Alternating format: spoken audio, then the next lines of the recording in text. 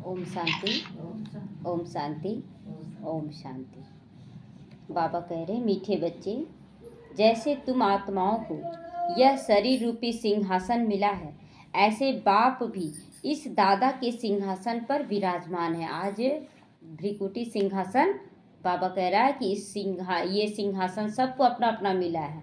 और शिव बाबा को कौन सा सिंहासन? जो ब्रह्मा बाबा का है, वही सिंहासन मिला है, तो उस पर विराजमान है। उन्हें अपना सिंहासन नहीं है, शिव बाबा का अपना सिंहासन नहीं है। प्रश्न है, जिन बच्चों को ईश्वरीय संतान की स्मृति रहती है, उनकी निशानी क्या होगी? जिसको याद रहता है कि हम भगवान की संतान हैं, उनका नशा कैसा होगा? वो कोई भी दुख का फीलिंग तक नहीं लाएंगे। भगवान मेरा साथी है, सब अच्छे से अच्छा होना है। उत्तर है, उनका सच्चा प्यार एक बाप से होगा, सच्चा प्यार होगा। ईश्वरीय संतान कभी भी लड़ेंगे झगड़ेंगे नहीं। भगवान की संतान लड़ेंगे झगड़ेंगे नहीं। उनकी कुदृष्टि कभी नहीं हो सकती, किसी के प्रति भी खराब दृष्टि नहीं होगी। जब ब्रह्मा कुमार कुमारी अर्थात भाई बहन बन गए तो गंदी दृष्टि भी नहीं जा सकती, एक दूसरे के प्रति गंदी दृष्टि नहीं जाएगी। गीत बजाए, छोड़ भी दे आकाश सिंहासन, अब तो धरती पर आ जा रे। ओम शांति। अब बच्चे जानते हैं कि बाबा ने आकाश सिंहासन छोड़कर अब दादा के तन को अपना सिंहासन बनाया है। वह छोड़कर यहाँ आकर बैठे हैं, परमधाम का सिंहासन छोड़कर आए हैं, ब्रह्मा तन का सिंहासन ले लिए। तो यह आकाश तत्व जो है जीव आत्माओं का सिंहासन है। आकाश तत्व सिंहासन है, मतलब आकाश सबसे ऊपर में दिखाते हैं ना, इसलिए यहाँ पर सिंहासन सबका है। आत्माओं का सिंहासन है, वह है महातत्व, जहाँ तुम आत्माएं बिगड़ शरीर रहती हो। जैसे आकाश में सितारे खड़े रहते हैं ना, वैसे तुम आत्माएं भी बहुत छोटी छोटी वहाँ रहती हो। सब प्रतीकात्मक रूप से यहाँ पर बनाया हुआ है, जैसे सूरज है, चांद है, सितारे हैं। तो जो शिव बाबा है, सूर्य है, हम सब सितारे हैं वहाँ पर। ब्रह्मा बाबा चंद्र है, तो वही का स्वरूप यहाँ पर प्रकृति में दिखाया गया ताकि समझाना इजी हो सके। तो आत्मा को दिव्य दृष्टि के बगैर देखा नहीं जा सकता है। तुम बच्चों को अभी ये ज्ञान है, जैसे स्टार कितना छोटा होता है, वैसे आत्माएं भी बिंदी मिसल है। आत्माएं कितनी छोटी होती हैं, एकदम बिंदी मिसल है। स्टार नजर आता है ना कितना दूर से, एकदम छोटा, और सामने में जाएंगे तो वो बड़ा है स्थूल रूप से। तो वैसे ही आत्मा छोटी है, लेकिन शरीर कितना बड़ा लेते हैं, तो आत्मा एकदम बिंदी है। तो अब बाप ने सिंहासन छोड़ दिया है ना, बाप ने सिंहासन छोड़ दिया। कहाँ का सिंहासन छोड़ा बाबा ने? ब्रह्मलोक का, परम धाम का सिंहासन छोड़कर आए हैं। तो बाप कहते हैं, आत्माएं भी सिंहासन छोड़कर यहाँ इस शरीर को अपना सिंहासन बनाती हो। हम लोग भी परम धाम को छोड़कर इस शरीर का सिंहासन लेते हैं। मुझे भी शरीर जरूर चाहिए, तुम मुझे बुलाते ही हो पुरानी दुनिया में। गीत भी है ना, दूर देश का रहने वाला आया देश पर आए। दूर देश का रहने वाला मतलब परम धाम में रहने वाला, और आता है पराये देश में, जहाँ उनके बच्चे ही उनको नहीं पहचानते हैं, उनके बच्चे ही उनको नहीं पहचानते हैं। तो तुम आत्माएं जहाँ रहती हो, वह है तुम आत्माओं और बाबा का देश, आत्माओं का और बाबा का देश है। फिर तुम स्वर्ग में जाती हो, जिसकी बाबा स्थापना करते हैं। बाप खुद उस स्वर्ग में नहीं जाते हैं, खुद तो वाणी से परे वानप्रस्थ अवस्था में रहते हैं। स्वर्ग में उनकी दरकार ही नहीं, उनको आने का दरकार ही नहीं। वह तो सुख दुख से न्यारे है ना सुख में आता है ना दुख में आता है, वो तो संगम युग पर आता है। तुम तो सुख में भी आते हो तो दुख में भी आते हो, दोनों का पाठ बजाना होता है हम लोगों को। अभी तुम जानते हो हम ब्रह्मा कुमार कुमारियां बहन भाई हैं। एक दो में कुदृष्टि का ख्याल भी नहीं जाना चाहिए, कुदृष्टि का ख्याल नहीं, सब आत्मा है, चमकते हुए सितारे हैं, अलग अलग रूपों से पाठ बजा रहे हैं। यहाँ तो तुम बाप के सम्मुख बैठी हो, आपस में क्या बनकर? भाई बहन बनकर। इसीलिए ना कहीं भी अब देखते हैं ब्रह्मा कुमार कुमारियों का तो अपनापन झलकता है ना, कि एक पिता की संतान है। जहाँ वाइट ड्रेस में देख लिए, बैच लगा हुआ देख लिए, हाँ मेरे परिवार का है, ये फीलिंग आ जाता है। पवित्र रहने की युक्ति देखो कैसी है ना। युक्ति की बहन भाई बना दिया गया, एक माता पिता की संतान है। यह बातें कोई शास्त्रों में नहीं लिखी हुई है। सभी का बाबा एक ही है, तो सभी बच्चे हो गए ना, उनके सब बच्चे हो गए। बच्चों को आपस में लड़ना झगड़ना भी नहीं चाहिए। बाबा मुरली के दौरान ही सभी बच्चों को यह संदेश देता है कि आपस में नहीं लड़ना झगड़ना है। इस समय तुम जानते हो हम ईश्वरीय संतान है ना, तो पहले आसुरी संतान थे तो लड़ते झगड़ते थे, फिर अब संगम युग पर ईश्वरीय संतान बने हैं, तो फिर सतयुग में हम दैवी संतान बनेंगे। इस समय ईश्वरीय संतान, फिर दैवी संतान, कलयुग में आसुरी संतान। तो यह चक्र का बच्चों को मालूम पड़ गया है, कैसे यह चक्र निकलता है, घूमता है। तुम ब्रह्मा कुमार कुमारियां हो, तो फिर कभी भी कुदृष्टि नहीं जाएगी, एक दूसरे के प्रति खराब दृष्टि नहीं जाना चाहिए।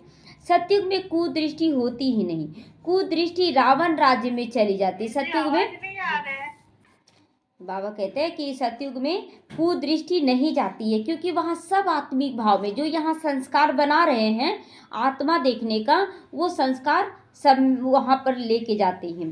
कुदृष्टि रावण राज्य में होती है। तुम बच्चों को सिवाय एक बाप के और कोई भी याद नहीं आना चाहिए, कोई भी याद नहीं रहना चाहिए, केवल बाबा और मैं आत्मा। सबसे जास्ती एक बाप से प्यार होना चाहिए, सबसे जास्ती एक बाप से ही प्यार होना चाहिए। मेरा तो एक शिव बाबा, दूसरा ना कोई। बाप कहते बच्चे अभी तुमको शिवालय में चलना है, शिवालय में चलना है तो बाबा के हर एक डायरेक्शन को अपने अंदर धारण करना है। शिव बाबा स्वर्ग की स्थापना कर रहे हैं। आधा कल्प रावण राज्य चला है, जिससे दुर्गति को आज पाए हैं। कितना दुख हो गया था, चारों तरफ दरवाजा, जिस समय जो भी बच्चा आता है ना उसका चारों तरफ का दरवाजा बंद हो जाता है, और उस समय बोलता है ना अंदर ही अंदर बाबा को कि हम आए ही क्यों, कौन है मेरा यहाँ, कोई भी कुछ भी नहीं है मेरा यहाँ, ले चलो अब कहाँ ले चलना है। और जैसे जैसे दरवाज़ा खुलने लगता है, सब कुछ ठीक होने लगता है, उसके बाद इस दुनिया से भी कुछ तो प्यार हो जाता है। बाबा के साथ चल रहे हैं ना, तो बाबा के कारण इस दुनिया से भी प्यार हो रहा है कि बाबा कहाँ से कहाँ पहुँचा दिया। तो दुर्गति को पा लेते। रावण क्या है, उसको जलाते क्यों है, ये कोई नहीं जानता। वास्तव में रावण का सारा संस्कार हमारे अंदर आ जाता है, और वही संस्कार फिर कार्य करना शुरू कर देता है, जिससे सब दरवाजा बंद होने लगता है। शिव बाबा को कुछ नहीं जानते। जैसे देवियों की को सजा करके पूजा करके डुबो देते हैं, शिव बाबा का भी मिट्टी का लिंग बनाकर पूजा आदि करके फिर मिट्टी में मिला देते हैं।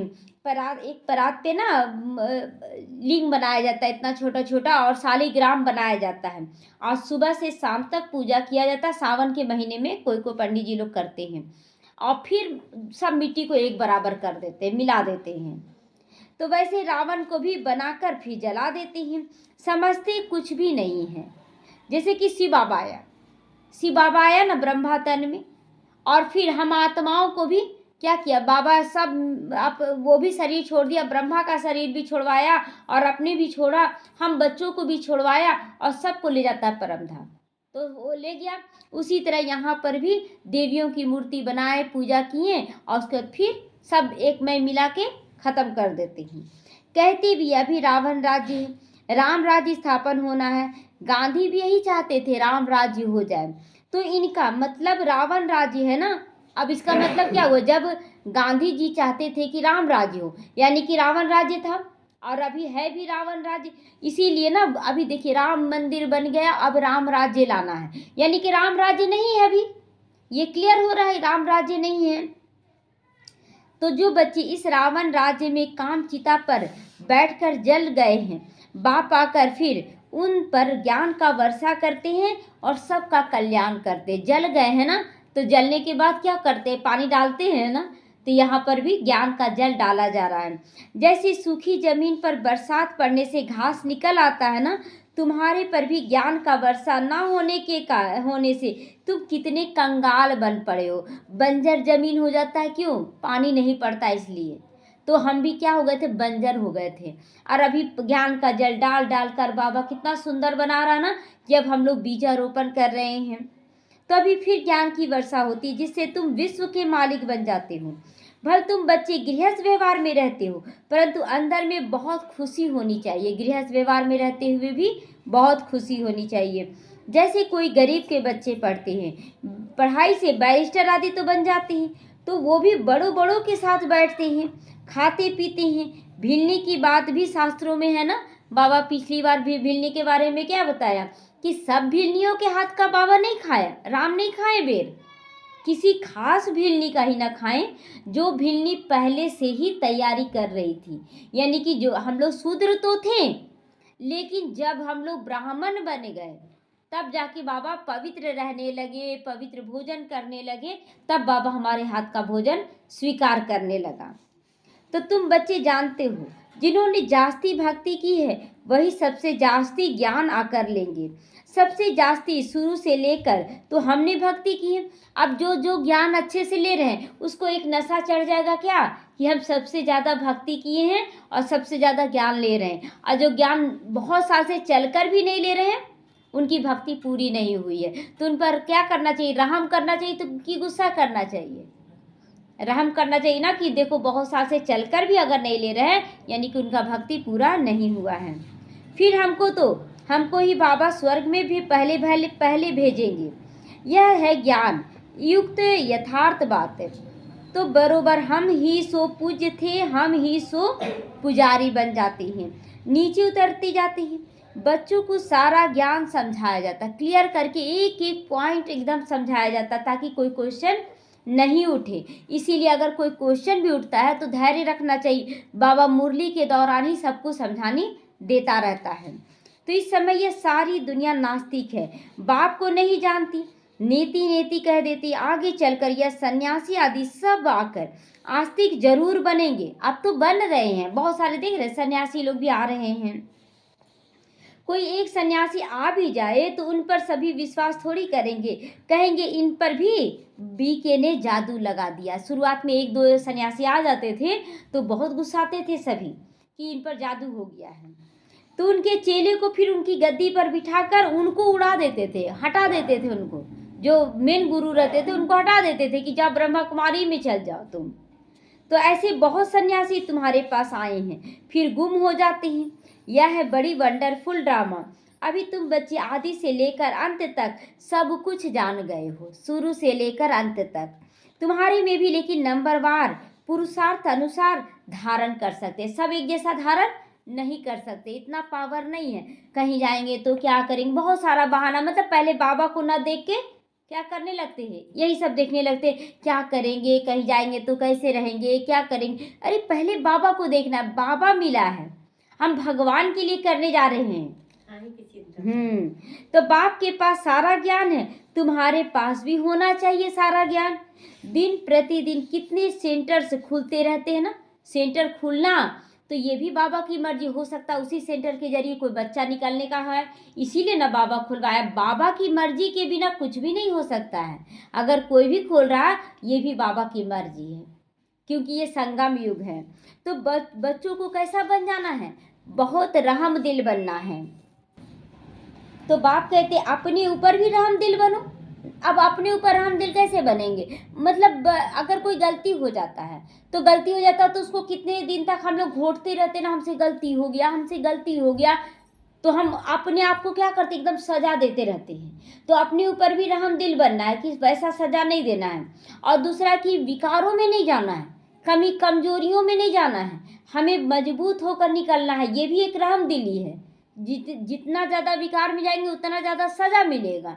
तो अपने ऊपर भी रहम करना है, बेरहमी नहीं बनो, अपने ऊपर भी बेरहमी नहीं करना है, अपने ऊपर रहम करना है। कैसे, वह भी समझाते रहते हैं बाबा।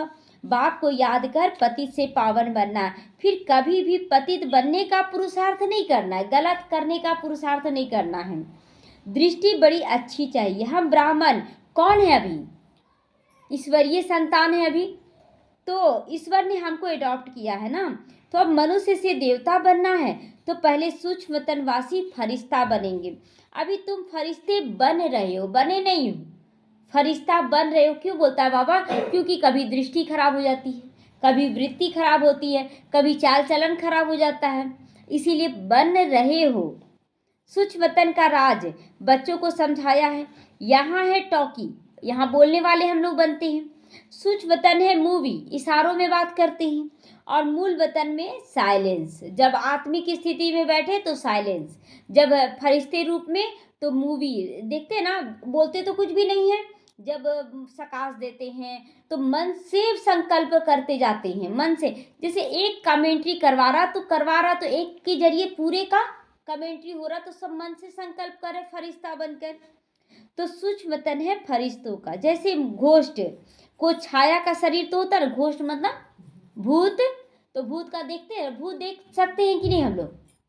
भूत देख सकते हैं कि नहीं? देखे हैं कि नहीं? देख सकते हैं, भूतों को देख सकते हैं। काला परछाई दिखता है ना, तो भूतों को छाया का शरीर होता है। आत्मा को शरीर नहीं मिलता है तो भटकती रहती है, उनको ही घोष्ट कहा जाता है, भूत कहा जाता है। उनको इन आंखों से भी देख सकते हो, भूतों को देख सकते हो कि आया है भूत। या फिर है सूक्ष्म वतनवासी फरिश्ते, दोनों में एक है काले रंग का होता है, भूत होता है काले रंग का, और फरिश्ते होते हैं सफेद रंग का। दोनों ये प्रकाश का शरीर है, वो छाया का शरीर है, अंतर ये है। तो ये सब बातें बहुत समझने की है। मूल वतन आत्माओं का देश, सूक्ष्म वतन फरिश्तों का देश, स्थूल वतन साकारियों का देश। तो इनका तुमको अब ज्ञान मिल गया है, 3 वतन का, 3 मूल वतन हो गया।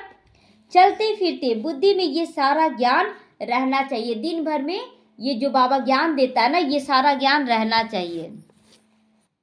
हम असूल मूल वतन के रहवासी, लेकिन ये भूलना भी नहीं चाहिए कि हम मुख्य कहाँ के रहने वाले हैं, परम धाम के रहने वाले हैं। तो अभी हम वहाँ जाएंगे, वाया सूक्ष्म वतन होते हुए जाएंगे। वो सूक्ष्म वतन से आए हैं, लेकिन जाने से में सूक्ष्म वतन मिलेगा? नहीं मिलेगा। बाबा सूक्ष्म वतन इस समय ही रचते हैं, इस समय रचते हैं।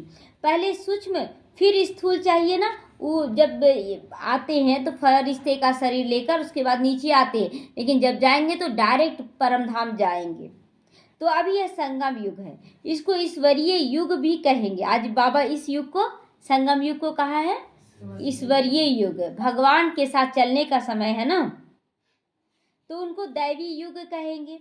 तुम बच्चों को कितनी खुशी होनी चाहिए। कुदृष्टि जाती है तो ऊंचा पद नहीं पा सकते हो। अगर शरीर की तरफ दृष्टि जा रही है, अवगुणों की तरफ दृष्टि जा रही है, विकारी ख्यालात उठ रहे हैं, तो ऊंचा पद नहीं मिल सकता है। अभी तुम ब्राह्मणिया हो, फिर घर जाने से भूल नहीं जाना चाहिए। मतलब लौकिक घर में जाने के बाद भूलना नहीं है हम लोगों को। तुम संग दोष में लेकिन आकर भूल ही जाते हो, भूल जाते हैं कि मैं आत्मा हूँ। तुम इस हंस ईश्वरीय संतान हो। हंस बाबा कह रहा है तुम हंस हो, ईश्वरीय संतान हो। तुम्हारी किसी में भी आंतरिक रग नहीं जानी चाहिए, एकदम अंतर का भी किसी से जुड़ाव नहीं होना चाहिए। अगर रग जाती है तो कहेंगे मोह की बंदरी है ये। अच्छा, कौन कौन मोह की बंदरी है? अभी मोह की बंदरी कौन कौन है? थोड़ा अच्छा लगता है सुनने में? नहीं अच्छा लगता है ना? तो बाबा कहता नहीं बनना है मोह की बंदरी, है ना? खराब लगता है ना? तो तुम्हारा धंधा ये सबको पावन बनाना कि खुद ही बंदरी बन जाना अच्छा लगेगा? बंदर मुख अच्छा नहीं लगता है ना? तो तुम हो विश्व को स्वर्ग बनाने वाले। कहाँ वह रावण की आसुरी संतान और कहाँ तुम ईश्वरीय संतान, अंतर है ना दोनों में। तो तुम बच्चों को अपनी अवस्था एक रस बनाने के लिए सब कुछ देखते हुए भी जैसे देखते ही नहीं, यह अभ्यास करना। मैं किसको देख रही हूँ? आत्मा को देख रही हूँ। आत्मा क्या मरेगी क्या?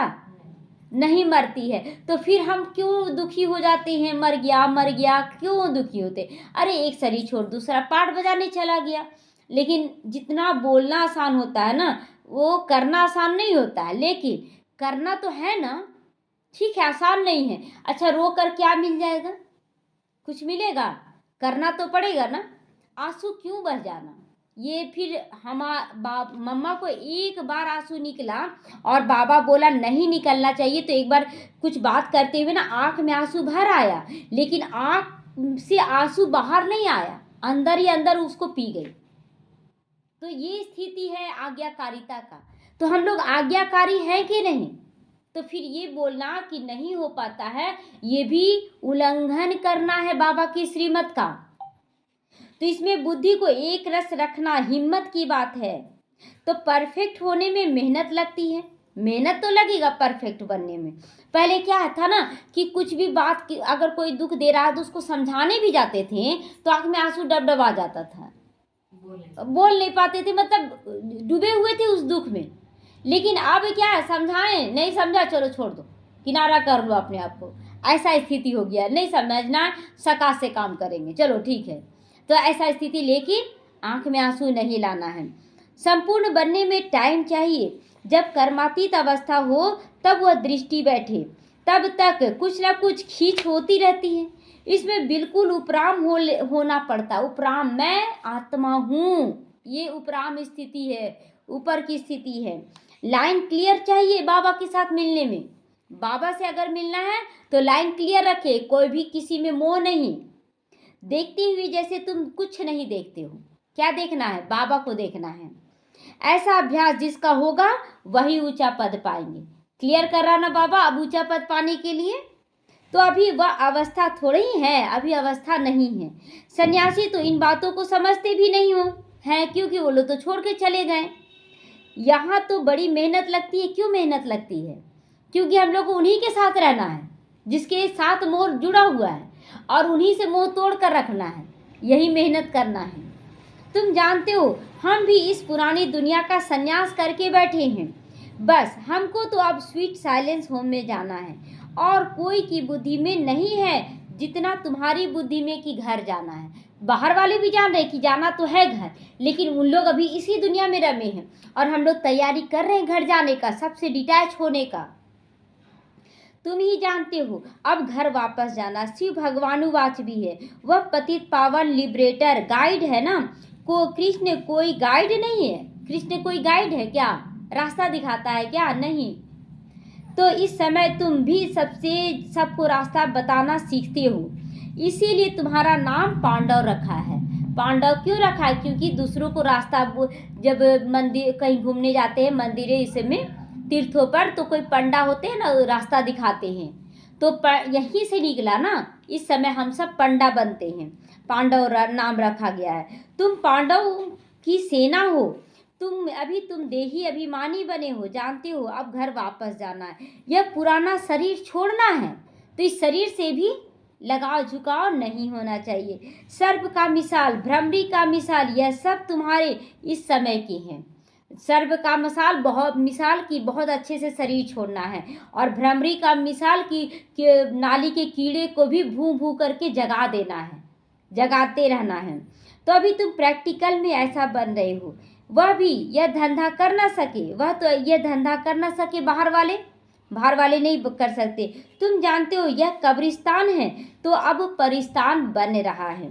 तुम्हारे लिए सब दिन लकी है। बाबा क्लियर क्या है? ये नहीं, लोग बोलते ना मुहूर्त निकालते हैं, लेकिन हम लोगों के लिए कोई मुहूर्त नहीं। अभी संगम युग का हर एक दिन हमारे लिए शुभ है। तो तुम बच्चे सदैव लकी हो, सदैव लकी हो, ये वरदान दे रहा है बाबा। हम लकी बच्चे हैं। गुरुवार के दिन बच्चों को स्कूल में बिठाते हैं, लौकिक में भी ना बच्चों को स्कूल में एडमिशन कराते हैं, तो बृहस्पति के दिन की बोलते हैं शुभ है, बृहस्पति की दशा बैठेगी, यह रस्म चली आती। तुमको तो अभी वृक्षपति ही पढ़ा रहे हैं, रोज पढ़ाते हैं कि नहीं वृक्षपति, तो हम लोगों का रोज बृहस्पति है। तो वह बृहस्पति की दशा तुम्हारी जन्म जन्मांतर चलती है। ये बृहस्पति की दशा सबसे शुभ होता है और जन्म जन्मांतर तक चलता है। यह है बेहद की दशा। भक्ति मार्ग में हद की दशाएं चलती हैं, अभी है बेहद की दशा। तो पूरी रीति मेहनत कर लेना चाहिए, अभी पूरा मेहनत करना चाहिए, मूंझना नहीं है। लक्ष्मी नारायण कोई एक तो नहीं है ना वहाँ पर? अच्छा, एक लक्ष्मी नारायण, उनका बच्चा कृष्ण और राधा रहेगी, ठीक है। तो उनका विवाह किसके साथ होगा? अपने से नीचे में करेंगे क्या? तो एक और लक्ष्मी नारायण गद्दी में बैठे होंगे, उनके भी बच्चे राधा कृष्ण होंगे, तब उनका विवाह होगा ना। तो एक लक्ष्मी नारायण नहीं होंगे, कितने सारे लक्ष्मी नारायण होंगे। तो उन्हों की तो डिनाइस्टी होगी ना, पूरा मतलब नाम से चलता है, सतयुग का नाम चलता है लक्ष्मी नारायण के पोस्ट से चलता है। कोई एक लक्ष्मी नारायण नहीं, सब लक्ष्मी नारायण बनते हैं। तो जरूर बहुत राज्य करते होंगे। लक्ष्मी नारायण की सूर्यवंशी डिनास्टी का राज्य चला है। यह बातें अभी तुम्हारी बुद्धि में बैठता है कि कैसे लक्ष्मी नारायण का राज्य चलता है। एक पोस्ट होता है, डॉक्टरों का होता है, इंजीनियर का होता है, वैसे लक्ष्मी नारायण का होता है। तुम बच्चों को यह भी साक्षात्कार हुआ है कि कैसे राज तिलक देते। आज बाबा बताया है कि कैसे वहां राज तिलक पड़ता है। तो बाबा कहता है ये सारी बातें तुम्हारी बुद्धि में है। तुम बच्चों को यह भी साक्षात्कार हुआ है कि कैसे राज तिलक देते हैं वहां पर। वहां साक्षात्कार हुआ था ना दादियों को। सूर्यवंशी फिर चंद्रवंशी को कैसे राज्य देते हैं। माँ बाप बच्चे का पांव धोकर राज तिलक देते हैं, राज्य भाग देते हैं। यह साक्षात्कार सब कुछ ड्रामा में नूंद है।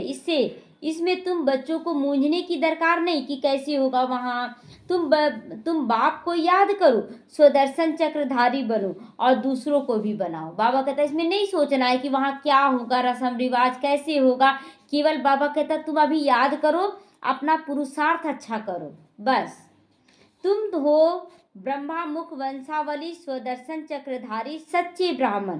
शास्त्रों में स्वदर्शन चक्र से कितनी हिंसाएं दिखाई हैं। लोग मतलब उसमें स्वदर्शन चक्र घुमाया, उसका सिर काट दिया, उसका सिर काट दिया। तो यहाँ सिर काटने का मतलब विकारों का सिर काटा जा रहा है। तो अभी तुम बच्चों को सच्ची गीता सुना रहे ना, वो गीता क्या हो गया फिर, झूठा हुआ कि नहीं। उसमें हिंसा दिखा दिया चक्र से, और यहाँ पर चक्र से विकारी सिर काटा जा रहा है। तो यह तो कंठ कर लेनी चाहिए अच्छे से। कितना सहज है, तुम्हारा सारा कनेक्शन है ही गीता के साथ। गीता में ज्ञान भी है, योग भी है। तुमको एक ही किताब बनाना चाहिए। योग का किताब अलग क्यों बनाना चाहिए, एक ही में ज्ञान और योग, धारणा सेवा सब हो जाना चाहिए। मुरली में सब कुछ आ जाता है, ज्ञान भी है, योग भी है, धारणा और सेवा सब आ जाता है। परंतु आजकल योग का बहुत नामाचार चलता हुआ है, इसीलिए नाम रखते हैं ताकि मनुष्य आकर समझें। आखिरी यह भी समझेंगे कि योग एक बाप से लगाना है। यही देखिए सब चारों तरफ अब यही चलेगा कि ब्रह्मा कुमारियों के पास जाओ, ब्रह्मा कुमार, चारों तरफ लोग यही बोलेंगे, क्योंकि हम लोग तो अचल अडोल रहेंगे कोई भी परिस्थिति में। तो जो सुनेंगे फिर अपने धर्म में आकर ऊंचा पद पाएंगे। जो इस ज्ञान को सुनेंगे वो ऊंचा पद पाएंगे अपने धर्म में जब जाएंगे तो। अच्छा, मीठे मीठे सीखे लदे बच्चों प्रति माता पिता बाप दादा का याद प्यार और गुड मॉर्निंग। रूहानी बाप की रूहानी बच्चों को नमस्ते। हम रूहानी बच्चों की रूहानी माता पिता बाप दादा को याद प्यार, गुड मॉर्निंग और नमस्ते नमस्ते। शुक्रिया बाबा, शुक्रिया। धारणा के लिए मुख्य सार, अपने ऊपर आप ही रहम करना है। अपने ऊपर आप ही रहम करना है। अपनी दृष्टि बहुत अच्छी और पवित्र रखनी है। ईश्वर ने मनुष्य से देवता बनाने के लिए अडॉप्ट किया है आपको। हम लोगों को क्यों अडॉप्ट किया, मनुष्य से देवता बनाने के लिए। तो इसलिए शूद्रपने में नहीं जाना, लड़ाई झगड़ा नहीं करना है। इसीलिए पतित बनने का ख्याल भी ना आए। संपूर्ण कर्मातीत अवस्था को प्राप्त करने के लिए सदा उपराम रहने का अभ्यास करना। उपराम मतलब मैं आत्मा हूँ, सब एक आत्मा है। इस दुनिया में सब कुछ देखते हुए भी नहीं देखना। देख रहे हैं मुश्किलें आ रही हैं, देख रहे हैं बच्चे मतलब कोई शरीर छोड़ रहा है, कोई बीमार हो रहा है, लेकिन देखते हुए भी नहीं देखना है कि सब आत्मा अपना अपना हिसाब चुकतू कर रही है। इसी अभ्यास में अवस्था एक रस बना लेनी है। वरदान, हर कदम में पद्मों की कमाई जमा करने वाले, सभी खजानों से संपन्न व तृप्त आत्मा भव। जो बच्चे बाप की याद में रहकर हर कदम उठाते हैं वह कदम कदम में पद्मों की कमाई जमा भी कर लेते हैं। अगर हर वक्त याद करें, जब भी कोई मुश्किल आ जाए और लगे कि कुछ नहीं हो पा रहा, तुरंत बाबा याद आना चाहिए, तुरंत। लेकिन हम लोग क्या करते हैं, देहधारियों के साथ भागते रहते हैं, मुश्किलों में उलझते रहते हैं। लेकिन अगर बाबा को सौंप दें तो रास्ता तुरंत निकल जाए। लेकिन निश्चय नहीं हो पाता ना, बाबा कहाँ से करेगा, बोलना तो पड़ेगा, करना तो पड़ेगा। तो इस संगम पर ही पद्मों की कमाई की खान मिलती है। संगम युग है, जमा करने का युग।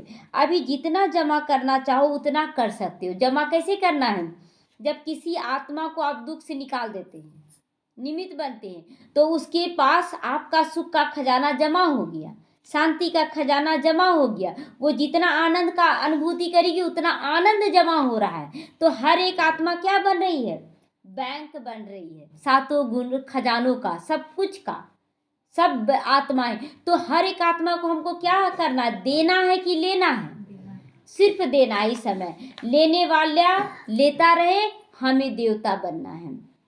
तो एक कदम अर्थात एक सेकंड भी बिना जमा के न रह जाए, बिना जमा के न रह जाए, कोई भी मिले उसको देना जरूर है, अर्थात व्यर्थ ना जाए एक भी सेकंड, सदा भंडारा भरपूर रहे। आप प्राप्त नहीं कोई वस्तु किसके जीवन में? ब्राह्मणों के जीवन में ऐसे संस्कार हो जाए हमारे कि एकदम भरपूर हो जाए। जब अभी ऐसी तृप्त व संपन्न आत्मा बन जाओगे, तभी भविष्य में अखुट खजानों के मालिक बनोगे। जब यहाँ हर तरह से तृप्त रहेंगे तो संस्कार क्या हो रहा है? तृप्त होने का ना। तो वहां भी जाएंगे तो हम सदा तृप्त रहेंगे। स्लोगन है, कोई भी बात में अपसेट होने के बजाय नॉलेजफुल की सीट पर सेट रहो। अपसेट नहीं होना है, उदास नहीं होना, क्या होगा कैसे होगा, छोड़ देना है। ठीक है, नहीं हो पा रहा, बाबा को समर्पण करते जाना है। मातेश्वरी जी की अनमोल महावाक्य, आधा कल्प ज्ञान ब्रह्मा का दिन है तो आधा कल्प भक्ति मार्ग ब्रह्मा की रात है। आधा कल्प ब्रह्मा का दिन, आधा कल्प है ब्रह्मा की रात। अब रात पूरी हो सवेरा आना है। अब परमात्मा आकर अंधियारे की अंत कर सोजरी की आदि करता है। सोजरी की आदि कर दिया ना संगम युग में आकर, तो ज्ञान से रोशनी करता है, भक्ति से अंधियारा होता चला गया। गीत में भी है ना, इस पाप की दुनिया से लेचर कहीं दूर, चित चैन जहां पावे। तो इस पाप की दुनिया से जब एकदम खराब स्थिति हो जाता है तब बोलते ना, ले चलो, अब हमको यहाँ नहीं रहना है। तो कहाँ ले चलो? इस पाप की दुनिया से दूर ले चलो। तो यह बेचैन दुनिया है ना, जहाँ चैन नहीं है, तो मुक्ति में है ना चैन, ना है बेचैन, ना है बेचैन। बाबा कहता मुक्ति, मम्मा कहती है मुक्ति धाम में केवल चैन है, बेचैन वहाँ नहीं होते। सत्युग त्रेता है चैन की दुनिया, वहाँ केवल चैन है, दुनिया नहीं है, मतलब शांति से बैठ जाते। और सत्युग त्रेता बन जाता है चैन की दुनिया, मतलब सब कुछ करते हुए भी हम चैन सुकून से रहते हैं। जिस सुख धाम को सभी याद करते, आज जिसको भी मरा तो बोलते स्वर्ग पधारा, तो याद करते हैं ना, हम तो स्वर्ग में हैं। याद किया तो वही स्वर्ग में जा रहे हैं जो सच में स्वर्ग है, केवल बोलने मात्र नहीं। तो अब तुम चैन की दुनिया में चल रहे हो, वहां कोई अपवित्र आत्मा जा ही नहीं सकती है। वह अंत में धर्मराज के डंडे खाए, कर्म बंधन से मुक्त हो, शुद्ध संस्कार ले जाते हैं, क्योंकि वहां न अशुद्ध संस्कार होता है न पाप होता है। अगर आप योग बल से नहीं चुकतू कर पा रहे हैं सारा हिसाब किताब, तो भोग बल से चुकतू करना पड़ेगा, लेकिन करना तो जरूर पड़ेगा। संस्कार भी बाबा भर के ले जाएगा सुख शांति आनंद का, तब आप सतयुग में स्वर्ग में जाएंगे। तो जब आत्मा अपनी असली बाप को भूल जाती है तो भूलैया का नादी खेल हार जीत का बना हुआ है। इसीलिए अपन इन सर्वशक्तिमान बाप द्वारा, परमात्मा द्वारा शक्ति लेकर विकारों के ऊपर विजय पहनकर 21 जन्मों के लिए राज्यभाग ले रहे हैं। तो विकारों पर जीत पाना है सर्वशक्तिमान से शक्तियां अपने अंदर भरकर। अच्छा, ओम शांति। अव्यक्त इशारे हैं, सत्यता और सभ्यता रूपी कल्चर को अपनाओ। आपके बोल में क्या होना चाहिए? स्नेह होना चाहिए, सबके प्रति प्यार होना चाहिए, मधुरता और महानता होनी चाहिए, सत्यता भी हो, लेकिन स्वरूप की नम्रता भी हो। बाबा क्या क्या लाने बोला आज? मधुर स्नेह होना चाहिए, मधुरता होनी चाहिए, महानता होनी चाहिए, सत्यता होनी चाहिए और नम्रता होनी चाहिए ना। कितना सारा गुण बता दिया आज। निर्भय भी होकर ऑथोरिटी से बोलो और निर्भय भी होना चाहिए। मतलब बोलते ना, नहीं पता नहीं उसको बुरा लग जाएगा तो हम नहीं बोल पाते। निर्भय भी बनना है, क्योंकि अगर संस्कार सुधारना है तो ठीक है, नम्रचित होकर बोले, बड़ाई करें, लेकिन जैसे मम्मा करती थी ना कि 10 बोल देती थी अच्छाई, फिर बोलती थी एक बुराई, उसको निकालना क्या बड़ी बात है, वो निकल जाएगा। तो ये नम्रता स्थिति हमें बना लेनी है। तो लेकिन बोल मर्यादा के अंदर हो, दोनों बातों का बैलेंस हो। जहाँ बैलेंस होता वहाँ कमाल दिखाई दे देता है, और वह शब्द कड़े नहीं मीठे लगते हैं। अगर कोई बोल भी रहा है तो अच्छा लगता है कि नहीं ठीक बोल रहे हैं आप, हमको करना है सुधार। ऑथोरिटी भी होना चाहिए, मतलब एकदम होना है आपका ठीक, ये भी होना चाहिए। अथॉरिटी क्या है, अधिकार है ना हमारा, कि जो अगर हमारे मुख से अच्छा निकल रहा है किसी के प्रति तो जिम्मेवार बाप हो जाता है ठीक करने का। तो अथॉरिटी के बोल के आपका सब अच्छा हो जाएगा, बस ये ठीक कर लीजिए। और नम्रता, दोनों के बैलेंस का कमाल दिखाओ, नम्रता भी हो और अथॉरिटी के भी बोल हो, एकदम अधिकार पना का बोल हो। यही है बाप की प्रत्यक्षता का साधन। यही ना होगा कि सच में इसको बाबा मिला है, तब तो इतना अधिकार से बोला कि आपका ठीक हो जाएगा, गारंटी ले रहे ठीक हो जाएगा। देखिए जब किसी को बोलते हैं आप अच्छा करो, आपका सब ठीक हो जाएगा, तो क्या है, एक नशा रहता ना कि भगवान तो ठीक करेगा, क्योंकि आप अच्छा करना शुरू कर दिए हैं। अच्छा करते करते पहले कर्जा चुकता होगा, और अच्छा करते करते जब पुण्य का खाता जमा होगा तब आपको सुख मिलेगा, है ना। तो टाइम तो लगेगा ना, लेकिन अच्छा जरूर होगा। ओम शांति।